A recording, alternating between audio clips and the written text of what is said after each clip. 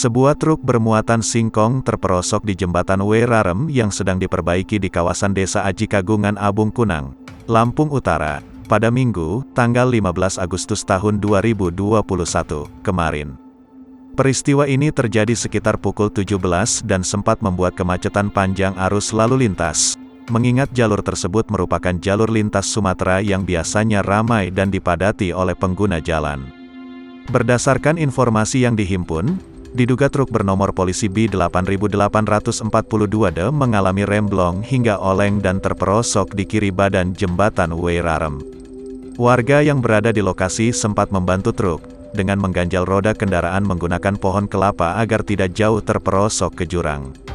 Beruntung, tidak ada korban jiwa dalam kejadian ini. Namun, dipastikan truk berwarna hijau mengalami kerusakan.